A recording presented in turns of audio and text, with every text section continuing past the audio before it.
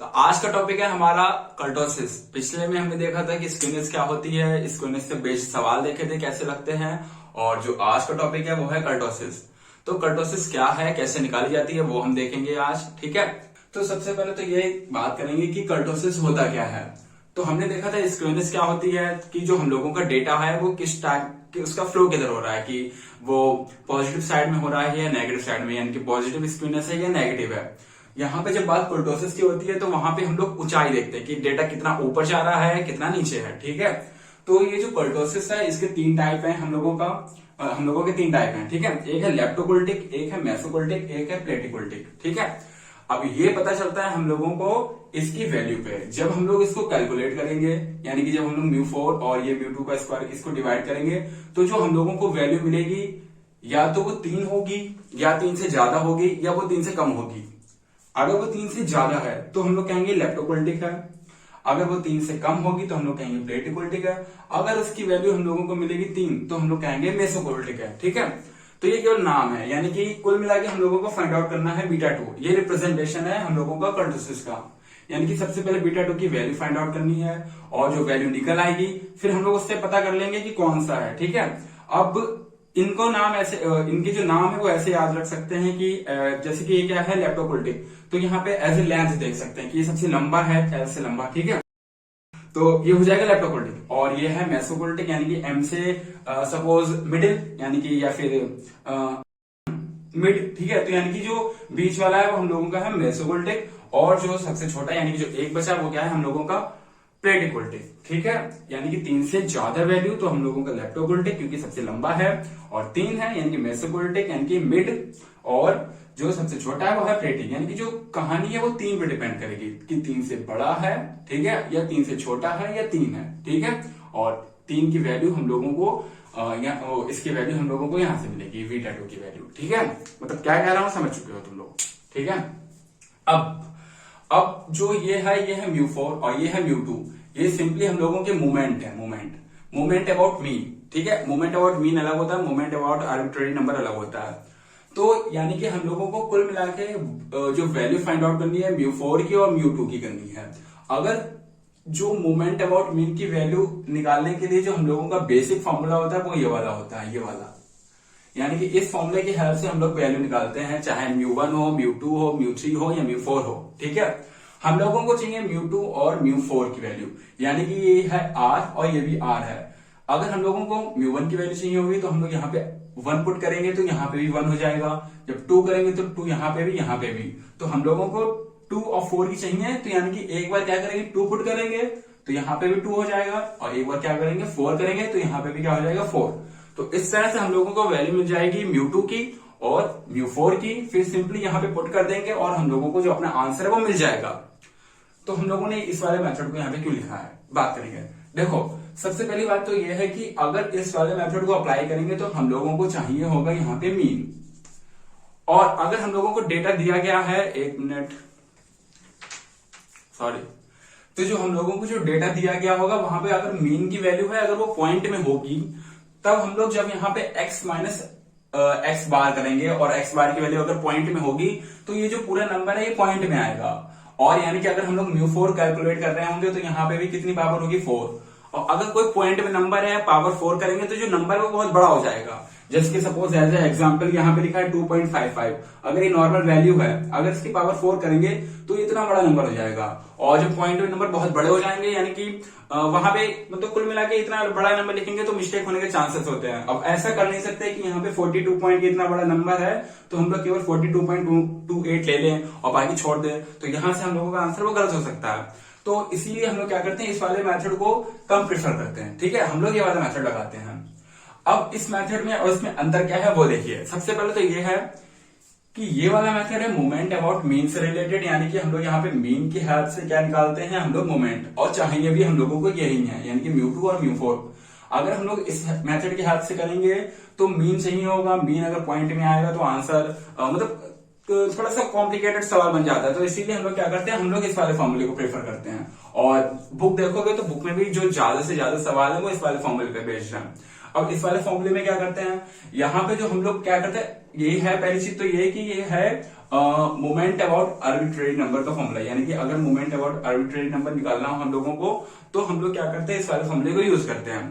केवल एक डिफरेंस होता है इसमें और इसमें। यहाँ पे जो हम लोग मीन यूज करते हैं, तो इस वाले फॉर्मूले में हम लोग एज्यूम मीन यूज करते हैं।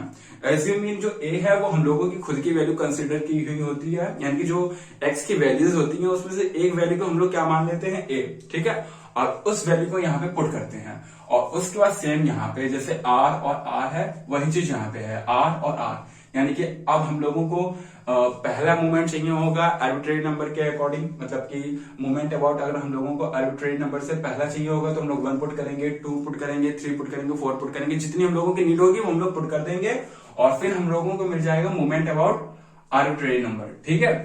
तो सिंपली हम लोग क्या करेंगे, हम लोग फिर से सुन लो, देखो हम लोग क्या, हम लोगों को निकालना है μ4 और μ2। अब μ4 और μ2 यानी कि अगर सिंपली हम लोगों का जो मीन है वो अगर पूरा पूरा कोई नंबर है तब तो इस वाले फॉर्मूले को अप्लाई कर सकते हैं और हम लोगों को आंसर भी मिल जाएगा। बट ज्यादातर केस में जो हम लोगों का मीन है वो पॉइंट में आता है, तो इसीलिए हम लोग इस वाले मेथड को प्रेफर करते हैं। यहाँ पे केवल एक अंतर है, यहाँ पे हम लोग जो मीन यूज करते हैं उसकी जगह यहाँ पे हम लोग आर्बिट्रेरी नंबर का यूज करते हैं और ये पूरा पूरा नंबर होता है जो कि हम लोग खुद से सिलेक्ट करते हैं एक्स की वैल्यूज में से। उसके बाद हम लोग यहाँ से क्या करते हैं, पहला, दूसरा, तीसरा, चौथा मोमेंट निकाल लेते हैं और जो मोमेंट होता है वो होता है मोमेंट अबाउट आर्बिट्रेरी नंबर, ठीक है। यानी कि ये म्यू नहीं है, ये म्यू डैश में सारी वैल्यूज हैं, ठीक है। यहाँ पे ये जो है ये म्यू है और ये म्यू डैश में, यानी कि ये जो सारी वैल्यू है ये म्यू डैश में आएंगी। उसके बाद हम लोग क्या करेंगे, इन वैल्यूज की हेल्प से हम लोग क्या फाइंड आउट कर लेंगे, ये μ2 और μ4। अब इन वैल्यू की हेल्प से, इन वैल्यूज की हेल्प से हम लोग μ2 और μ4 कैसे फाइंड आउट करेंगे, उसके लिए हम लोगों के पास फॉर्मूले होते हैं जो कि हम लोग पहले देख चुके हैं जब हम लोगों ने मोमेंट का दूसरा पार्ट देखा था। तो यानी कि इन वैल्यूज से अगर हम लोग μ2 और μ4 को फाइंड आउट करना चाहें तो ये ऑलरेडी हम लोगों के पास फॉर्मूले होते हैं, ठीक है। ये हम लोगों ने देखा था कि ये फॉर्मूले कैसे याद भी किए थे हम लोगों ने, ठीक है। तो यानी कि अब हम लोगों के पास μ1, μ2, μ3, μ4 डैश हम लोगों के पास है और हम लोगों के पास उसकी वैल्यू यहाँ पे जब हम लोग पुट करेंगे तो हम लोगों को क्या मिलेगा, μ2, और जब यहाँ पे वैल्यू सारी पुट कर देंगे तो हम लोगों को क्या मिलेगा, μ4। और μ2 और μ4 की जो वैल्यू है वो हम लोग क्या करेंगे, अपने इस वाले फॉर्मूले में पुट कर देंगे। हम लोग क्या करेंगे, μ2 और μ4 की वैल्यू इस वाले फॉर्मूले में पुट कर देंगे और जो हम लोगों का आंसर आएगा वही है कर्टोसिस। और अगर वो 3 से ज्यादा है तो हम लोग कहेंगे लेप्टोकुलिटिक है, 3 है तो कहेंगे मेसिकुलिटिक, और अगर 3 से कम है तो बोल देंगे प्लेटिकुलिटिक है, ठीक है। केवल इतना से काम है। अब हम देख लेते हैं इसके ऊपर एक सवाल कि कैसे लगेगा, ठीक है। तो अब हम देखने जा रहे हैं अपना सवाल कि हम लोग कैसे निकालते हैं कर्टोसिस, और जैसा कि अभी हमने बताया था ठीक वैसे ही करेंगे। सबसे पहले हम लोग क्या करेंगे, μ1, μ2, μ3, μ4 डैश की वैल्यू निकालेंगे और इन वैल्यू को जब हम निकालेंगे उसके बाद हम लोग रिलेशन में पुट करेंगे और वहां से हम लोगों को μ2 और μ4 की वैल्यू मिलेगी। फिर हम लोग इसे क्या करेंगे, फॉर्मूले में रख देंगे और हम लोगों को मिल जाएगी कितनी है वैल्यू हम लोगों की कर्टोसिस की, ठीक है। तो स्टार्ट करते हैं। तो यानी कि सबसे पहले कुछ भी मतलब जो जो ड्रॉ होगा, जैसे जैसे होगा हम लोग वैसे वैसे देखेंगे कि कब हम लोगों को किस चीज की वैल्यू चाहिए। तो हम लोगों को सबसे पहले वैल्यू काहे की चाहिए, μ1, μ2, μ3 और μ4 डैश की। तो यानी कि इनकी जो वैल्यू होती है इसके जनरल फॉर्मूला से निकलती है, यानी कि जो जनरल फॉर्मूला है ये वाला होता है। यहाँ पे है हम लोगों के पास μr डैश और ये है सिग्मा f और यहाँ पे x माइनस a और ये पावर r है अपॉन n। यानी कि अगर हम लोगों को μ1 डैश की वैल्यू चाहिए, यहाँ पे r की वैल्यू कितनी पुट करेंगे, 1। यानी कि r की वैल्यू यहाँ पे 1 होगी तो यहाँ पे भी 1 हो जाएगा और हम लोगों का जो फॉर्मूला बनेगा वो बनेगा ये वाला। यानी कि यहाँ पे हमने 1 पुट किया तो यहाँ पे पावर कितनी है, 1 है, ठीक है। और जब हम लोगों को μ2 डैश की चाहिए होगी, हम लोग r को कितना कर देंगे, 2। यहाँ पे भी 2 हो जाएगा, वही यहाँ पे किया है, 2 हो गया। और 3 के लिए 3 कर देंगे, 4 के लिए 4 कर देंगे। यानी कि 1 2 3 4, यानी कि μ1 डैश, μ2 डैश, μ3 डैश और μ4 डैश की जो हम लोगों के जो फॉर्मूले हैं वो हम लोगों के बन चुके हैं। अब यहाँ पे बन चुके हैं। अब केवल हम लोगों को ये a की वैल्यू पता करनी है कि कैसे निकलेगी। सिंपली हम लोगों के पास क्या थी, क्लास थी, यानी क्लास हम लोगों ने लिख ली और हम लोगों को जो फ्रीक्वेंसी थी वो लिख ली, जो भी थी जैसी भी थी लिख ली, ठीक है। यानी कि जो जितना ब्लू कलर का है इतना हमारा सवाल ही है, ठीक है, इतना क्वेश्चन ही है। यानी कि अभी तक हम लोगों ने कुछ भी एक्स्ट्रा नहीं किया। तो हम लोग इंटरवल से हम लोग फाइंड करते हैं अपने एक्स की वैल्यू, ये है मिड वैल्यू, ठीक है। यानी कि हम लोगों की जो एक्स की वैल्यू आएगी वो हम लोग कैसे निकालेंगे, इनको ऐड करके 2 से डिवाइड कर देंगे। इनको ऐड करके 2 से डिवाइड करेंगे। यहाँ पे क्या है 0, ये है 10, तो 0 + 10/2, 10 + 20/2, 20 + 30/2, 30 + 40/2, यानी कि ये हम लोगों को वैल्यू मिल जाएगी। तो ये हम लोगों को x पता चल गया कि x की वैल्यूज कितनी हैं। अब जो x की वैल्यूज हैं और यहाँ पे हम लोगों को चाहिए a, तो इसमें से हम लोग कोई भी एक वैल्यू ले सकते हैं, उसे हम लोग a मान सकते हैं और उस a की वैल्यू हम लोग हर जगह पुट कर देंगे। अगर नॉर्मली कोई लेनी हो तो हम लोग क्या करेंगे, जो f की जो वैल्यू है वहां पे जो सबसे ज्यादा वैल्यू है यानी कि जो 4 है, और इससे रिलेटेड जो x की वैल्यू है वो ले लेंगे a। तो a कितना है हम लोगों के पास यहाँ पे 25। तो ये हम लोगों ने अपने मन से लिया है, कोई भी वैल्यू ली जा सकती है, यानी कि जो आंसर है वो हमेशा सेम रहेगा। तो जो हम लोगों ने a को कंसीडर कर लिया कितना, 25। तो इसीलिए जहां जहां पे भी हम लोगों को a पुट करना होगा वहां पे हम लोग क्या रखेंगे, 25। तो यहाँ पे है 25, 25, 25, 25।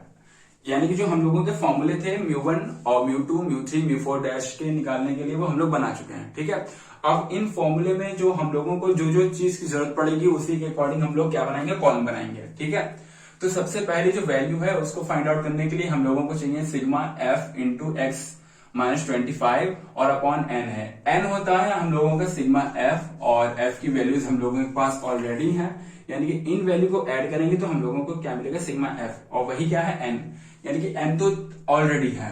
ठीक है, अब हम लोग देखेंगे, यानी कि सबसे पहली वैल्यू जो हम लोगों को चाहिए होगी f इंटू एक्स माइनस 25 की। ठीक है, और यहाँ पे सिग्मा भी लगा है। तो सबसे पहले क्या करेंगे, x माइनस 25 का हम लोग बनाएंगे कॉलम, यानी कि x माइनस 25 का बनाएंगे, और वो x की जितनी वैल्यूज हैं उसमें से हम लोग माइनस करेंगे 25 को, यानी कि 5 माइनस 25, 15 माइनस 25, 25 माइनस 25 और 35 माइनस 25। ठीक है, और जब इनको माइनस करेंगे तो हम लोगों को ये वैल्यूज मिल जाएंगी, -20, -10, 0 और 10, यानी कि ये हम लोगों को मिल गया x माइनस 25 का पूरा कॉलम। ठीक है, अब हम लोगों को यहाँ पे चाहिए sigma f into x minus 25, यानी कि x माइनस 25 में मल्टीप्लाई किसकी है, f की। तो x माइनस 25 में मल्टीप्लाई करेंगे f की, यानी कि मल्टीप्लाई करेंगे इन दोनों की। ठीक है, तो हम लोगों को ये वाला मिलेगा। ठीक है, ये वाला, तो f में मल्टीप्लाई की गई है इस वाले की, और इसमें मल्टीप्लाई की गई है इस वाले की, और मिलेगा ये। ठीक है, यानी कि 5 की जब 1 की जब होगी माइनस इससे, तो हम लोगों को मिलेगा -20, फिर 3 की होगी -10 से, फिर 4 की होगी 0 से, और 2 की होगी 10 से, और इनकी जब मल्टीप्लाई होगी तो हम लोगों को ये मिल जाएगा। फिर जब इन सबको ऐड करेंगे तो हम लोगों को इतना मिलेगा, यानी कि -30। ठीक है, और अब हम इसी की तरह देखेंगे कि μ2 डैश की, μ3 डैश की और μ4 की डैश की वैल्यू हम लोगों को कैसे मिलेगी। यानी कि अब हम लोग देखेंगे कि μ2 डैश की वैल्यू कैसे मिलेगी। तो μ2 डैश के लिए हम लोगों के पास जो n है वो हम लोगों को पता है, जो ऊपर है वही यहाँ पे है, वही यहाँ पे, वही यहाँ पे। ठीक है, यहाँ पे केवल क्या है, हम लोगों के पास f इंटू एक्स माइनस 25 है, पर यहाँ पे इसकी पावर 1 थी, यहाँ पे कितनी है, 2, यानी कि जो ये हम लोगों के पास था, ये जो हम लोगों के पास था f इंटू एक्स माइनस 25, केवल हम लोगों को क्या करना है, इसकी जो पावर है वो एक इंक्रीज करनी है।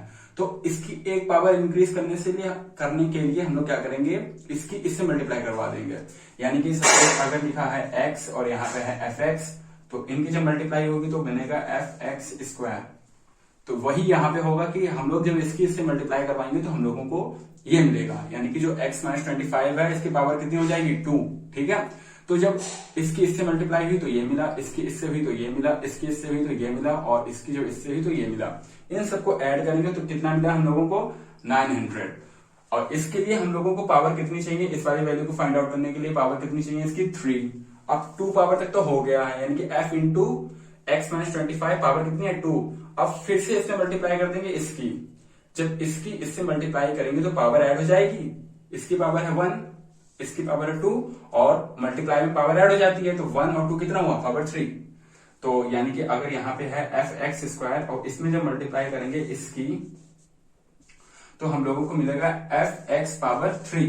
ठीक है, तो वही यहाँ पे हुआ है कि हम लोगों ने क्या किया, इसकी मल्टीप्लाई की इससे, तो पावर 3 मिलेगी, यानी कि इनकी मल्टीप्लाई की तो ये मिला, इन दोनों की तो ये मिला, इन दोनों की तो ये मिला, इन दोनों की तो ये मिला। इन सबको ऐड करेंगे तो ये वैल्यू मिल जाएगी, और यही लास्ट वाले के लिए किया है, पावर 4 है, और f into x minus 25 power 3 हम लोगों को ऑलरेडी मिल चुकी है, और इससे केवल इससे मल्टीप्लाई कर देंगे तो पावर कितनी आ जाएगी, 4।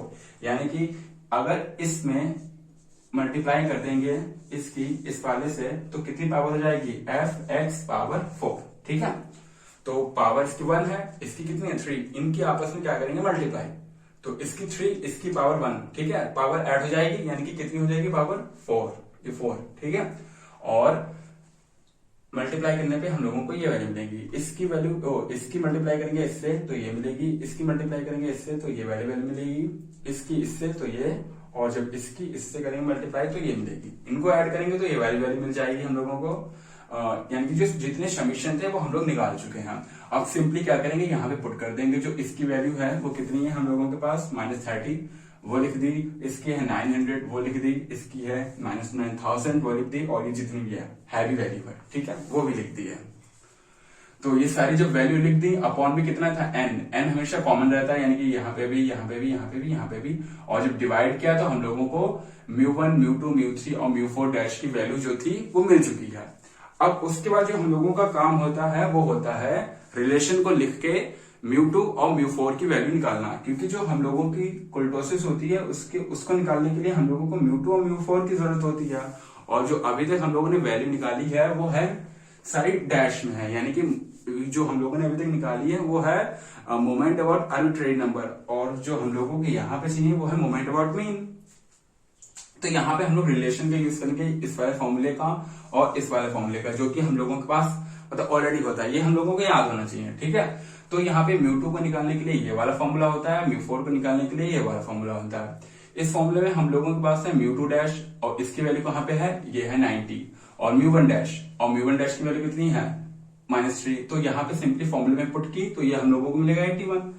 सिंपली यहाँ पे ये जो लंबा सा फॉर्मूला है, यहाँ पे μ4 μ3 μ1 μ2 μ1 और μ1 यानी कि μ1 डैश, ये जितनी वैल्यू थी हम लोगों ने सिंपली ऊपर से देखेंगे और यहाँ पे पुट कर देंगे, और कैलकुलेटर से पूरा सॉल्व करेंगे तो हम लोगों को कितना मिलेगा 14,817, ये हम लोगों को वैल्यू मिल जाएगी, ठीक है।